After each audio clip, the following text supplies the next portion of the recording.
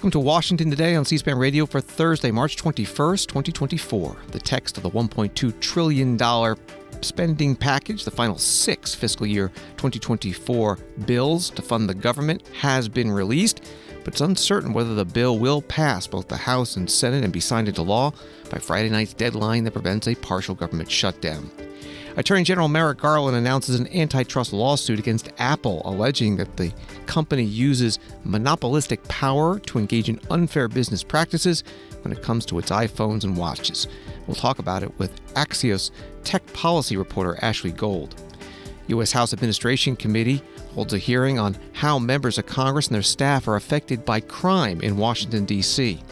Secretary of State Antony Blinken meets with Egypt's president in Cairo before heading to Israel on Friday, talking about trying to reach a deal for a ceasefire with Hamas in return for Hamas releasing hostages and getting more humanitarian aid into Gaza. And the World War II U.S. Ghost Army receives the Congressional Gold Medal.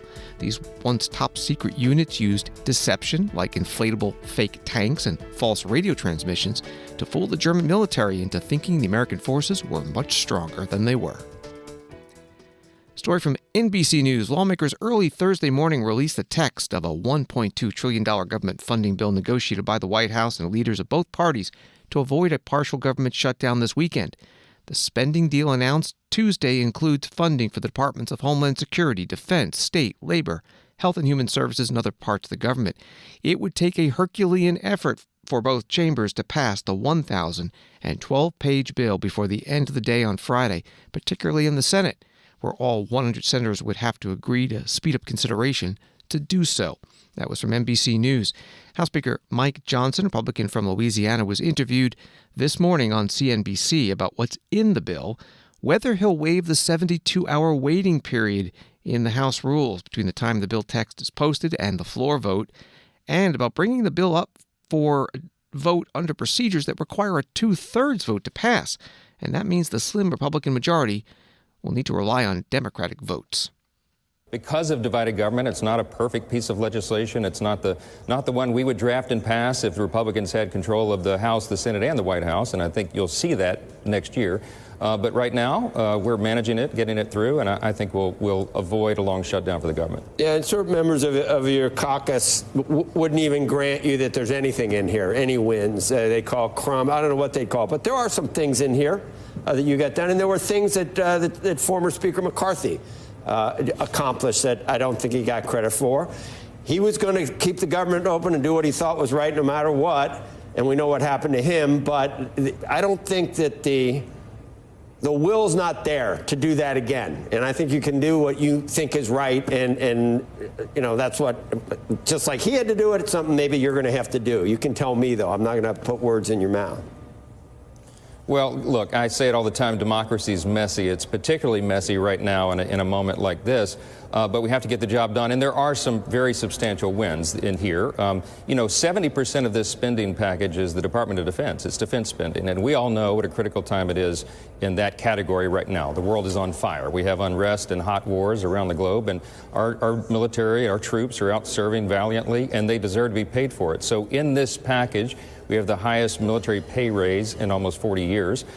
We've also, at the same time, however, cut unnecessary and I think ridiculous spending. The DEI programs, for example, take a $50 million haircut here. So we can take care of our priorities and do the right thing. Another big piece of this is border security. You know, Republicans on our side, we want enforcement of the law. That's what the administration is not doing. So in this package, we're able to increase enforcement capacity. We're increasing the number of detention beds for ICE so that we can hold those who come in illegally. And we are supplying more Border Patrol agents, 22,000 of those. That was in our package, H.R. 2, our border security measure. So some of our objectives are being met. Some of them are being done. At the same time, in this package, we're also rescinding spending for the IRS expansion fund, about 20 billion of that. And then you got rescission of some of the other unnecessary duplicative spending. So we got some of the things we wanted. We didn't get everything we wanted, but we'll continue to move forward. And I think next year, a totally different process because we'll have the majorities in both chambers. I'm convinced of that. So are you going to waive the 72 hours? Are you going to go that route? I'll tell you what I'm asking. If this is just what I'm hearing, that if you did give a delay, didn't do it, and let Negotiations go on. I think, 43 of your caucus members wrote you a letter that they want this, they want that. It's just horrible. You're not getting anything. That's not why we were sent here. Out of that 43, I think one of them has voted ever yes on any budget whatsoever. So if you give them the weekend and you close the government and, help the Republicans snatch defeat from the jaws of victory one more time when the big election comes up, what do you get for it? So will you do the 72-hour waiver? Can you announce that now, Mr. Speaker?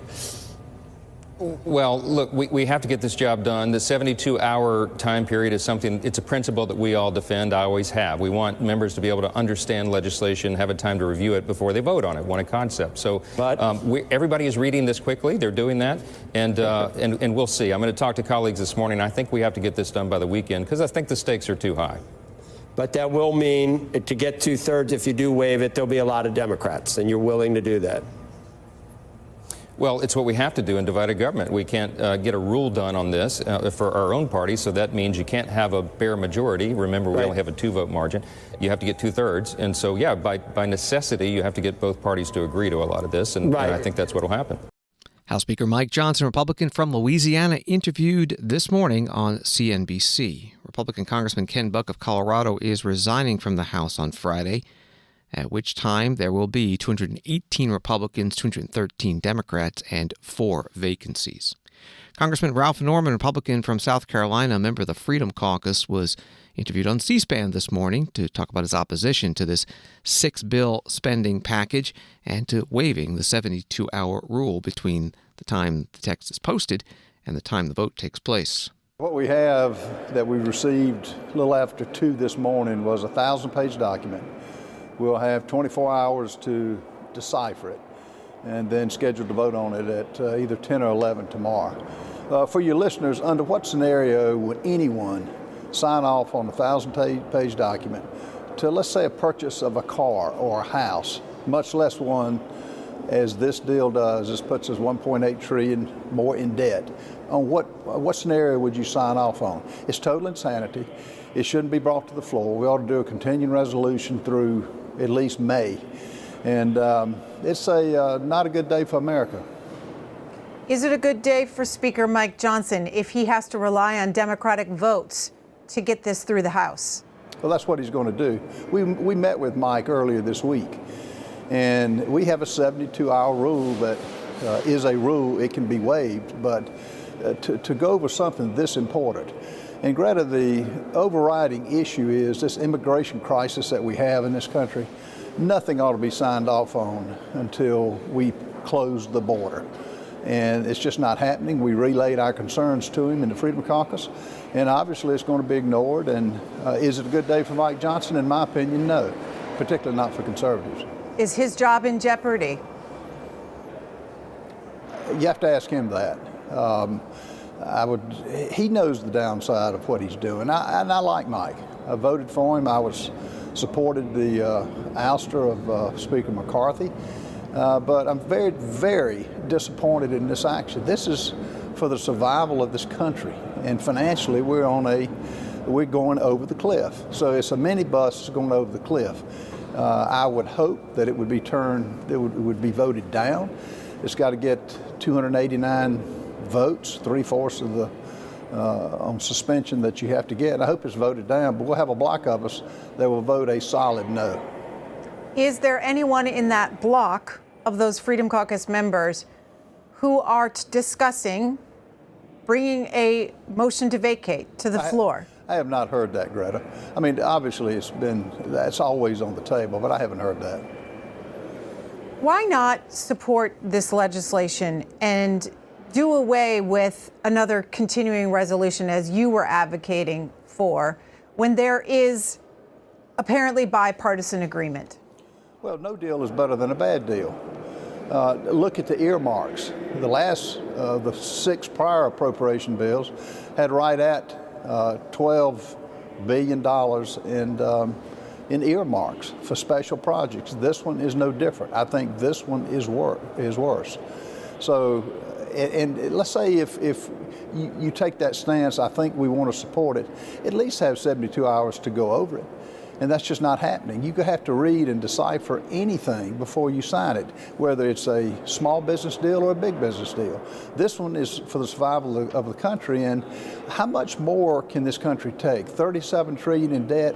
When you put the Social Security, Medicaid, Medicare on the table, we're more like the $60 trillion, which is unsustainable. The interest alone will surpass the $850 billion that we have for our military. It's unacceptable. Congressman Ralph Norman, Republican from South Carolina, on C-SPAN's morning program, The Washington Journal. The House Democratic leader, Minority Leader Hakeem Jeffries of New York, held a news conference today, asked how many Democrats would vote for this $1.2 trillion spending package. He said a substantial majority. He also said that a government shutdown is not acceptable. Under no circumstances can we tolerate a government shutdown, which will hurt the American people.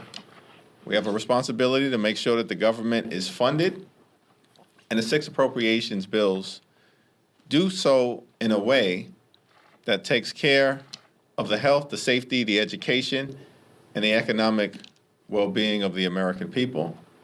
And I look forward to the bills being brought to the floor for passage tomorrow. Congressman Hakeem Jeffries, the Minority Leader, Democrat from New York. An article at Roll Call reads, the agreement marks the culmination of a tumultuous budget cycle that began with the election of former Speaker Kevin McCarthy, Republican of California, with pledges to rein in spending, which proved too heavy a lift. McCarthy's conference tried for months with middling success to produce the votes for bills that would cut spending below the previous fiscal year and impose conservative social policy riders. But they mostly hit a wall with GOP centrists who knew the right-leaning bills would never advance in the Democrat-controlled Senate anyway. McCarthy wound up sacked by rebellious members of his conference, ostensibly for putting a stopgap funding bill on the floor last September without any conservative wins. But McCarthy's successor, Speaker Mike Johnson, ultimately chose a similar path. Adhering to the spending and debt limit deal McCarthy cut with President Biden, with only modest change. That from Roll Call. When it passes the House, and this package is expected to pass the House, it'll head over to the Senate. The Majority Leader there, Chuck Schumer, Democrat from New York, saying on the floor he plans to move on that bill as quickly as possible. Friday night is the deadline to avoid the shutdown. Earlier this morning, the legislative text for the final 6 appropriations bills was released, I'm happy to say, clearing another hurdle towards our ultimate goal of funding the federal government. I thank the appropriators, their staffs, and everyone involved for working themselves to the bone to release these bills. I imagine some folks here in the Capitol are past the point of exhaustion. This funding agreement between the White House and congressional leaders is good news that comes in the nick of time. When passed, it will extinguish any more shutdown threats for the rest of the fiscal year. It will avoid the scythe of budget sequestration, and it will keep the government open without cuts or poison pill riders. It's now the job of the House Republican leadership to move this package ASAP. Just like the funding bills Congress passed 2 weeks ago, this package avoids draconian Republican cuts on major Democratic wins that help American families, American workers, America's national defense. We have secured an increase in child care services. We boosted disease research and prevention. We funded school mental health programs and suicide prevention, so needed in this modern world in which we live. We are strengthening the border with new resources for frontline personnel. We are investing in safer, more secure elections, and we Democrats are very proud of both. The hard right pushed for cuts that would have impacted K-12 education, services for low-income families. Democrats stopped it. The hard right wanted to add terrible poison pill riders to attack freedom of choice. Democrats stopped that, too. Now, Congress must now race to pass this package before government funding runs out this Friday. Once the House acts, the Senate will need bipartisan cooperation to pass it before Friday's deadline and avoid a shutdown. Senate Majority Leader Chuck Schumer, Democrat from New York, on the Senate floor. Also speaking about this spending package, Senator Mike Lee, Republican from Utah. Yesterday, at about this same time, I came to the floor and I made 3 predictions. Even though not a single member of this body had seen the full text of the 1,000-page spending bill that we received just after 2:30 a.m. this morning, I predicted three things about that bill. I predicted that it would, number one, be full of corrupting earmarks. Well, the bill has nearly 1,400 earmarks. 138 pages of the more than 1,000 pages in this bill are dedicated to earmarks alone. Two, that it wouldn't force Biden to secure the border. Well, it doesn't. And three, that it would perpetuate massive deficits. It does. Mr. President, I really hate to say I told you so. It's now Thursday, a little more than 48 hours before the funding deadline, and we received the 1,012-page bill at 2:30 in the morning. We're told that the only way we can avoid a shutdown is to vote for a 1,000-page bill, negotiated in secret and put forward at the last minute by the law firm of Schumer, McConnell, Johnson, and Jeffries. With a little more than 48 hours on the clock, we can be sure that there will be no time to read the text, to vet it with our staffs and our constituents, to debate the bill and offer amendments to improve the bill. This is not, regardless of what state we come from or what party we're part of, this is not what our constituents, our voters, sent us to Washington to do. Senator Mike Lee, Republican from Utah, on the Senate floor. And again, the House will be debating and voting on this $1.2 trillion sixth appropriation bill package for fiscal year 2024 on Friday. The House is in at 9 a.m. Eastern. We'll have live coverage, as always, gavel to gavel on C-SPAN television. We'll also have it here on C-SPAN radio. If it passes the House, it's over to the Senate. And tomorrow night, Friday night, midnight, is the deadline to avoid the government shutdown. While fiscal year 2024 spending is being completed, Congress is also examining President Joe Biden's fiscal year 2025 budget request. The new fiscal year starts October 1st. The White House Budget Director, Shalanda Young, testified today before the House Budget Committee. She was asked about deficit spending by Congressman Bob Good, Republican from Virginia, chair of the Freedom Caucus. $52 trillion is what his proposed budget. I didn't make it up. It's his budget. It's in writing that it would go from $34 trillion to $52 trillion in 10 years.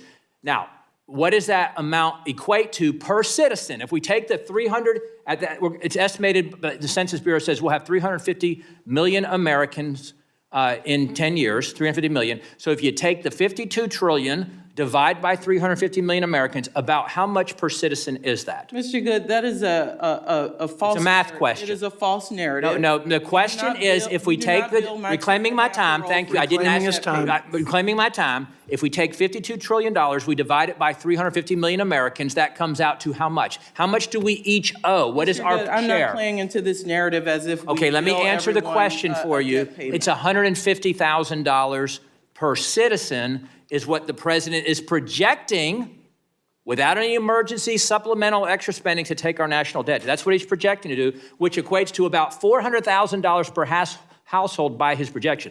Now, we have never had this level of debt in history.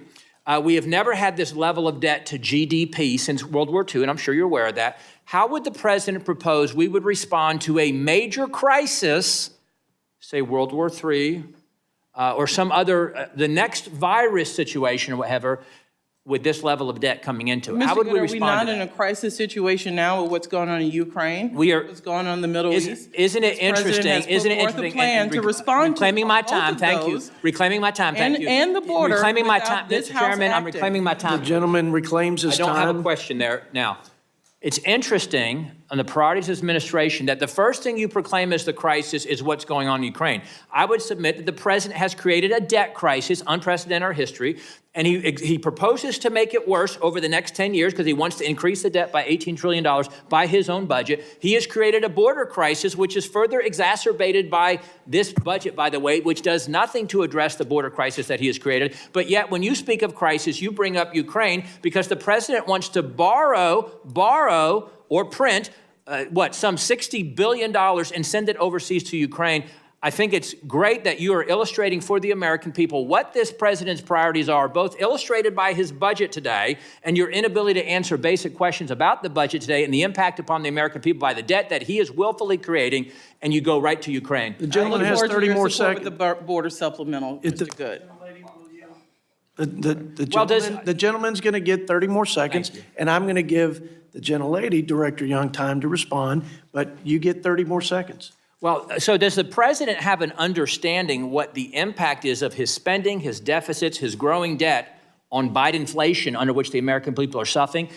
Does he understand the impact, again, of his spending, his borrowing, his printing, his debt that's causing the Bidenflation under which American people are suffering? Does he understand that? And with that, the gentleman's time has expired, but you will have as much time as you want to answer. Mr. Chairman, I get why people don't want to give the president credit for 15 million jobs added, for unemployment being at a 50-year historic low, under 4% for 2 years. I get that. I get the grandstanding. But if you want to do something about the border, which I've heard a lot about, there was a bill right in front of Congress to provide resources and authorities, more than anybody could ever dreamed of in any bipartisan scenario. But we choose to come in rooms like this to talk about the budget and blast the president who tried to do something about it. You are the budget director. You ought to be able to answer budget questions. It's Congressman Bob Good, Republican from Virginia, chair of the Freedom Caucus, at today's House Budget Committee hearing, asking the questions of the witness, Shalonda Young, director of the White House Office of Management and Budget, a hearing on the president's fiscal year 2025 budget proposal. Story from HuffPost, the symbolic Republican budget proposal introduced this week includes cuts to future Social Security retirement benefits, despite former President Donald Trump's pledge to leave the program untouched. The Republican Study Committee, a group encompassing a majority of GOP House members, put out a budget outline on Wednesday calling for spending reductions in Social Security and Medicare. The proposal calls for modest changes to Social Security benefits for individuals who are not near retirement, according to a one-paragraph summary in the study committee's outline, and it would also make modest adjustments to the retirement age for future retirees to account for increases in life expectancy, the summary said, offering no further specifics. That from HuffPost. The U.S. House today continued work on a series of energy-related bills that the Republican majority scheduled for floor debate, each one critical of a Biden administration policy or possible policy. One today was on a resolution opposing a carbon tax, a tax on coal, oil, and natural gas designed to increase the cost of those fuels and encourage the use of cleaner energy sources. Congressman Jason Smith, Republican from Missouri, supported the resolution. The Biden administration is already giving billion-dollar corporations and big banks massive tax breaks under the so-called Inflation Reduction Act. This is the same administration that is celebrating spending over $1 trillion and counting on special interest green energy handouts, including electric vehicle tax credits for wealthy households, while funneling American tax dollars to countries like China.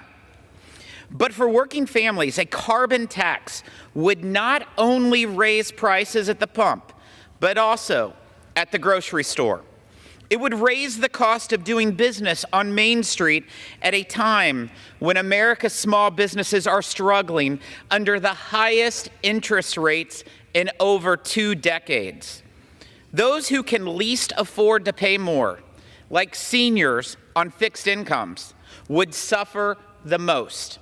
Congressman Jason Smith, Republican from Missouri and chair of the Ways and Means Committee, on the House floor today. Congressman Earl Blumenauer, Democrat from Oregon, a member of that committee, opposed this resolution. This winter was the warmest winter on record in the United States, 5.4 degrees higher. 2023 was the world's warmest year on record. In fact, the 10 warmest years have occurred in the last 10 years. And what's the response from our Republican friends? They make stuff up. They move away from solutions that would make a difference. Every independent analyst, Republican and Democrat alike, agrees that the way that we're going to deal with carbon pollution, notwithstanding some of the climate deniers on the other side of the aisle, is a carbon tax. The rest of the world is moving in this direction. Having a price on carbon is the most efficient, cost-effective, and fair way to deal with this crisis. But they're having none of it. As I say, they're making stuff up in the face of things that have real consequences. There are people dying in the Pacific Northwest from the unprecedented heat wave. We've had unprecedented events in California, extreme weather events. And the costs of those extreme weather events dwarf the costs that they are dreaming up in fantasy. Congressman Earl Blumenauer, Democrat from Oregon, on the House floor. This resolution opposing a carbon tax passed the House 222 to 196. There was one no Republican vote. Brian Fitzpatrick of Pennsylvania and 10 Democrats voted yes. House also passed a second bill today to, quote, denounce the harmful anti-American energy policies and condemn the energy crisis that has been caused by the Biden administration. That was a vote of 217 to 200, 4 Democrats voting yes with all Republicans. This was all part of a series of energy-related bills on the House floor this week. Over in the Senate, they confirmed former Florida State Democratic lawmaker Jose Javier Rodriguez to be Assistant Labor Secretary for Employment and Training. Vote was 50 to 48. There was one Democratic no vote, Joe Manchin of West Virginia. And also the Senate voted to disapprove a Biden administration rule allowing imports of fresh beef from Paraguay into the United States. 70 to 25, that's veto-proof. President Biden strongly opposes it. This bill now heads to the House. Wall Street today, the Dow up 269, Nasdaq up 32, S&P up 16.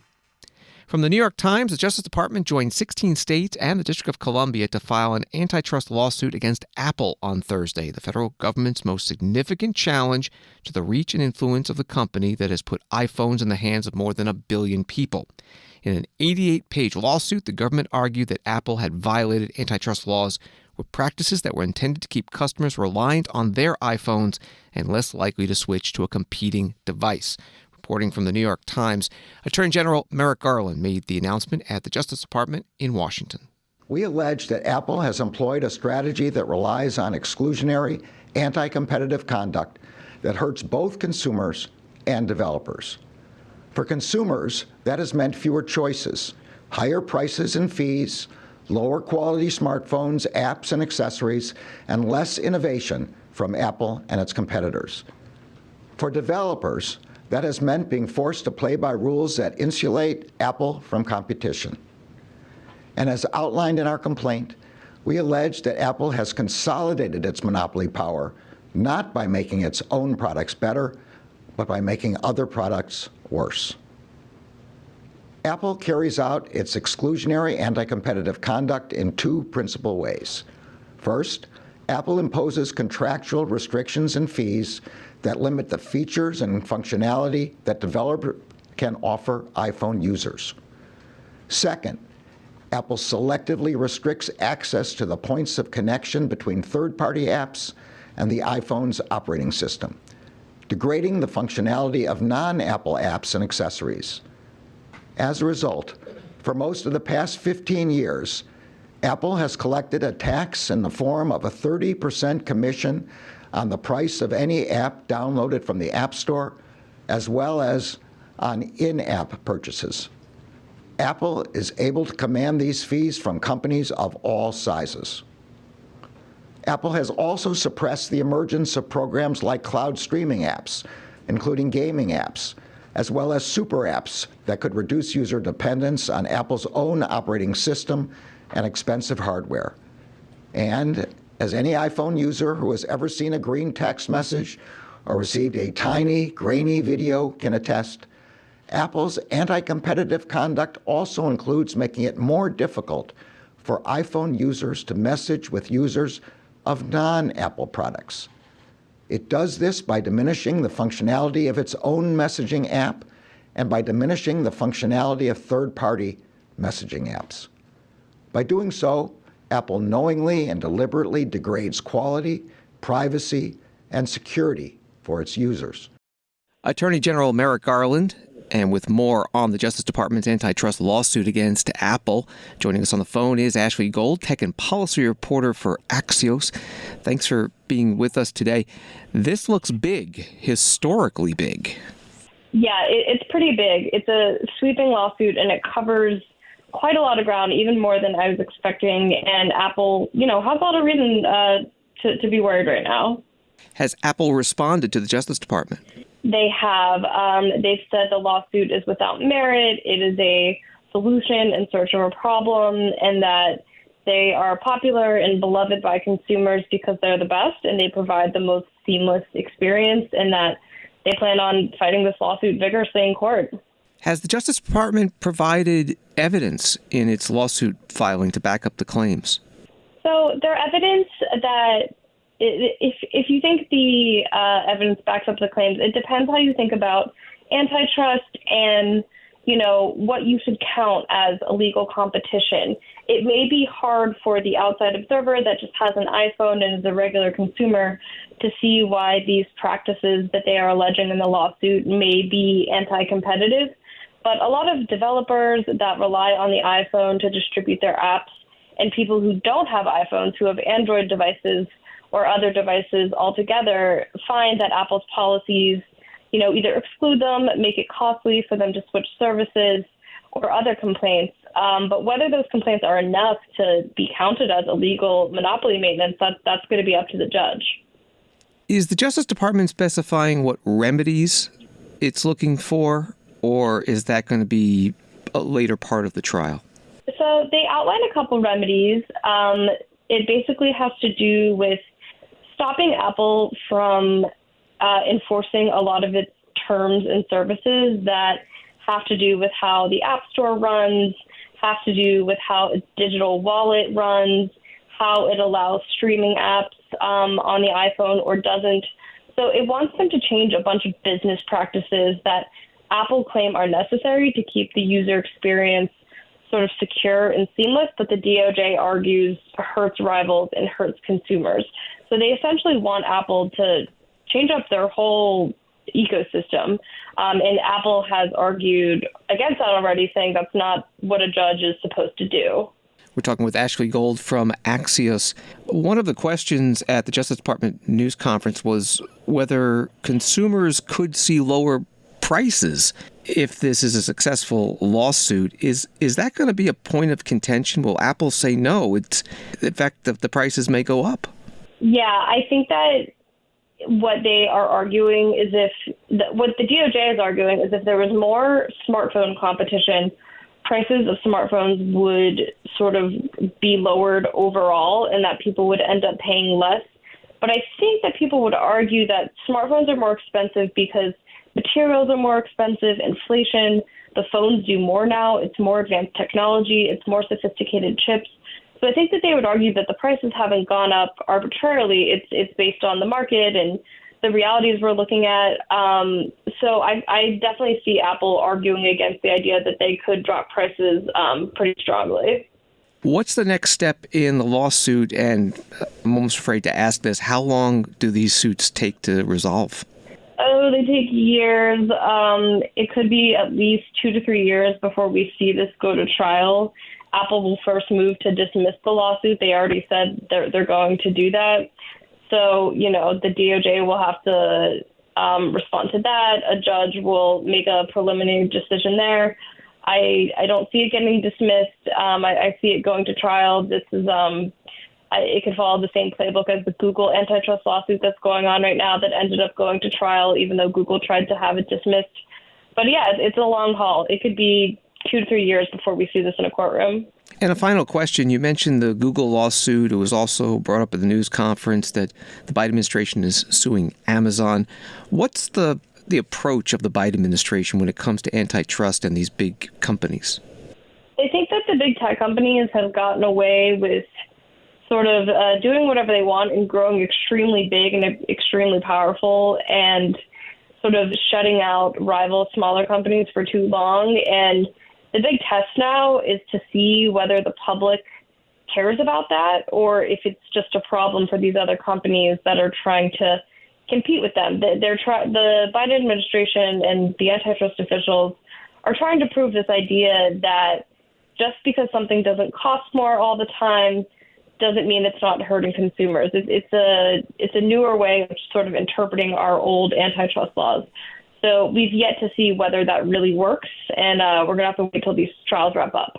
Ashley Gold, tech and policy reporter for Axios. Find her stories at axios.com and on X at Ashley Gold. Thank you very much. Thank you. Washington Today continues in a moment. Hi, it's Kayla from C-SPAN. Imagine 45 years ago when there was just a handful of television networks. C-SPAN first went on the air bringing an unfiltered view of government directly to America's living rooms. No spin, no commentary, just pure democracy in action. And it's Greta from C-SPAN. It was a bold experiment. We finally had a front row seat to Congress, the White House, and the campaign trail, all without government funding. As we celebrate 45 years and a legacy of unfiltered access, we ask for your support of a donation in honor of our 4 decades of service. Your gift, no matter how big or small, will help maintain this vital resource for access to the democratic process. You can help ensure another 45 years of witnessing history unfold and empowering citizens to be informed and engaged in the political process. Visit cspan.org/donate today and join our 45th anniversary campaign. Thank you for supporting C-SPAN, your unfiltered view of government. Visit cspan.org/donate today to make your gift of support. Thank you. Welcome back to Washington Today, available as a podcast wherever you find your podcasts and also on the C-SPAN Now mobile app, and that's free. ABC News reporting before today's House Administration Committee hearing, the Washington, D.C. Police Union is set to declare a crisis during its testimony at a hearing before lawmakers on Capitol Hill Thursday. The hearing, which will focus on the impact of crime in Washington on congressional operations and visitors, comes a little over a week after the city passed a bill aimed at curbing crime in the nation's capital. Although violent crime is down 17% compared to the same time last year, crime was up significantly in 2023, especially in Ward 6, which includes Capitol Hill. That was the story from ABC News. Here's part of the opening statement of the chair of the Washington, D.C. Police Union, Greg Pemberton. D.C. residents and business owners are under siege. Members of Congress are being assaulted and carjacked. Your congressional staff members are being robbed and stabbed. Tourists and visitors, your constituents, are being targeted and attacked. Yet the D.C. Council fails to admit that their policies have played a significant role in this outcome. Now, almost 4 years later, we have all seen the results of D.C. Council's experiment. The empirical data is in, and we know for a fact that their efforts have been an abject failure, resulting in thousands of more victims of crime for the city. Craig Pemberton, chair of the D.C. Police Union. Later in this hearing, the House Administration Committee chair, Congressman Brian Stile, Republican from Wisconsin, asked him more about this issue. Countless congressional staffers have been robbed within a mile of the Capitol. Last year, a staffer for Senator Rand Paul, he was stabbed repeatedly, puncturing his lungs and skull. A member of Congress was assaulted in an elevator, and a representative was carjacked just down the road. All these crimes happened within a mile of here, largely in Ward 6, represented by Councilmember Charles Allen. We invited Allen to speak today, but he rejected that invitation. Mr. Pemberton, you mentioned some of the bills that the D.C. Council passed in the last 2 years that have had a negative impact on policing. I want to focus in on the Youth Rehabilitation Act that passed in 2018 that reduced sentences for first-time offenders. Is it true that the bill raised the age of what is considered a youth to 24 years of age? That's correct. So if a 24-year-old was to commit a carjacking with a gun at our nation's capital, they would be eligible for a reduced sentence under that law? That's correct. Have you encountered people who've used this program more than once, contrary to how the program was sold? Absolutely. So you know individuals who are well over the age of 18, up to the age of 24, who could commit a carjacking with a gun, be eligible for a reduced sentence, and that can happen multiple times? Yes, absolutely. And what would be the impact of an individual who does this? What's your analysis of that law? there's no consequence for the actions of their behavior, and they understand that. So when they get back out on the street, they're free to recommit these crimes as often as they like. What does that do to the morale of police officers serving in the Metropolitan Police Department? It's horrible, because you're arresting people for violent crimes, and then they're back out on the street the next day, and then they're never held accountable for their actions. And it really takes an impact on morale. So an officer would risk their life to try to apprehend a dangerous criminal, in this case maybe a 24-year-old who carjacked someone with a gun, only to find out that this individual is treated as a youth in our nation's capital with limited consequences and can find themselves back out on the street in short order to commit another crime? This is what happens more often than not. Yeah, this is regular. So then if we look at the numbers in D.C., violent crime increased last year by 39%, homicides increased 35%, robberies increased 67%, and carjackings increased 82%. And so for those reasons, we created a House Security Resources Guide after a briefing with you last September. Would you agree that the D.C.'s increase in crime is a direct result of the policies pushed by the D.C. City Council and anti-policing and soft-on-crime policies? Absolutely. Witness Greg Pemberton, chair of the D.C. Police Union, questioned by Congressman Brian Stile, Republican from Wisconsin, chair of the House Administration Committee, at today's hearing. Another witness was the U.S. Capitol Police Chief Thomas Manger, and the committee ranking Democrat Joseph Morelli of New York asked him about access to guns.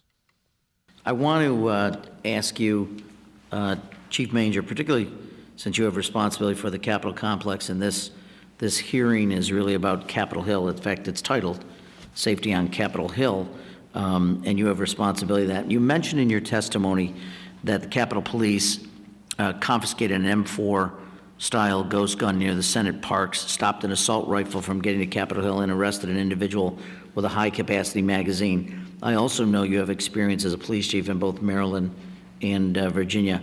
How are these guns making their way into Washington, D.C.? Typically, they're coming from other states. And I can tell you, having been a police officer in Virginia for 27 years, Virginia's got plenty of guns. And many of those guns are making their way into Washington, D.C.? They make their way to a lot of places. And would in your opinion, your professional opinion, would the Capitol campus and the area immediately around it be safer without M4-style ghost guns, assault rifles, and high-capacity magazines on the streets? Certainly in the wrong hands, yes. Yeah. Do you believe your officers would be safer if it was more difficult to obtain M4-style guns, assault rifles, and high-capacity magazines? So any police officer is safe when there's fewer guns around, in my view.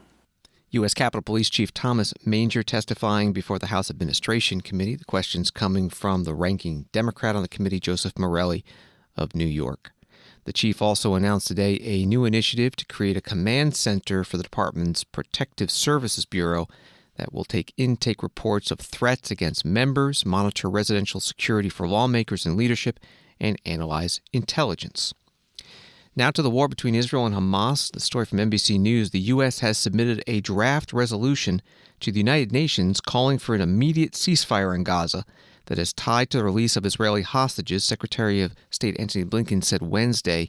Blinken, on his sixth tour of the Middle East since October, said in an interview on Saudi TV that a truce deal was getting closer, although he did not elaborate. He will travel, writes NBC News, to Israel tomorrow after meetings in Egypt today. The language of the resolution is the strongest yet put forward by the Biden administration. While in Egypt, the secretary held a news conference with the Egyptian foreign minister. Mr. Secretary, you mentioned Doha while talking about ceasefire talks. Can you confirm CIA Chief Bill Burns is going to be there? And do you think these talks are now in final stretch? You also talked about your meeting with Saudi Crown Prince. What progress exactly have you made? Are we close to having a U.S.-Saudi civil defense pact and cooperation on civil nuclear agreement? What are the remaining sticking points? And on Rafah, Israel's strategic minister Ron Dermer in a podcast said Israel will take control of Rafah even if it leads to a potential breach with the United States. These comments, like many more comments that we've heard over the last couple of months, are in complete contradiction with U.S. stance. And you're going to Israel tomorrow. I feel like I've asked you this question many times, but I'll try again. How will you convince an ally that knows there won't be any serious consequences, even if it ignores U.S. warnings repeatedly? Thank you, Meryl. Let me, again, thank you also for getting in all of your colleagues' questions, too.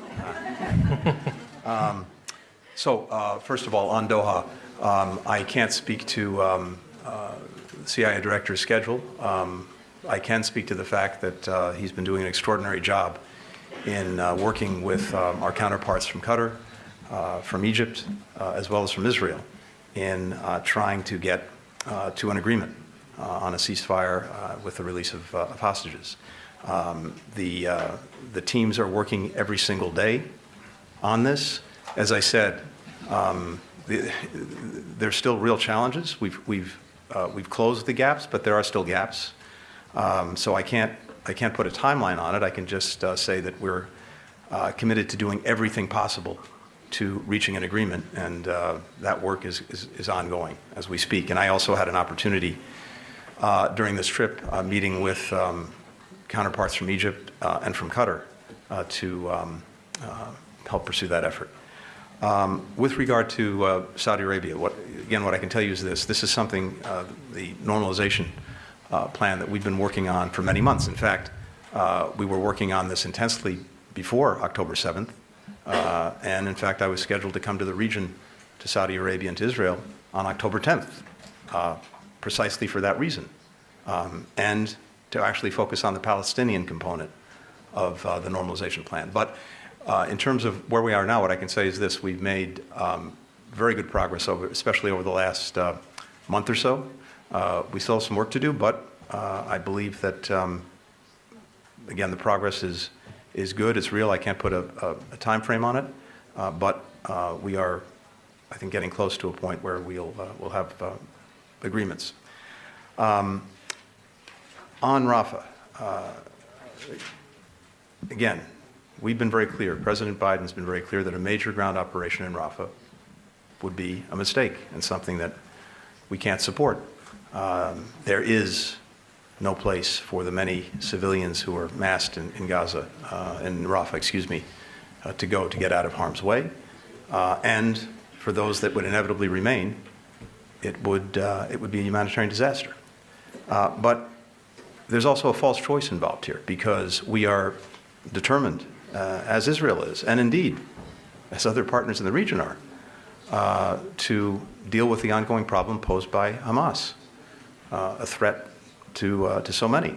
And Hamas can be effectively dealt with without a major ground operation in Rafah. And one of the reasons that we have counterparts from the Israeli government coming to Washington next week is precisely to focus on that, to share with them our views on what alternative actions could be that would deal with this very significant problem, but in a way that does not do further harm to civilians. Secretary of State Antony Blinken at a news conference in Cairo, Egypt. Secretary plans to be in Israel on Friday. U.S. House Speaker Mike Johnson telling CNBC this morning he plans to invite Israeli Prime Minister Benjamin Netanyahu to address a joint meeting of Congress, saying we will certainly extend that invitation. What Chuck Schumer did was just almost staggering, just unbelievable.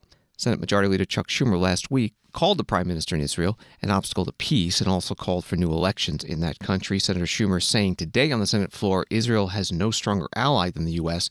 and our relationship transcends any one president or any one prime minister.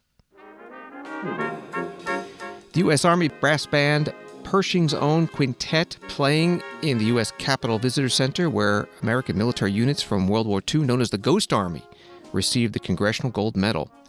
An AP article describes it this way: with inflatable tanks, trucks, and planes, combined with sound effects, radio trickery, costume uniforms, and acting, the American military units that became known as the Ghost Army helped outwit the enemy.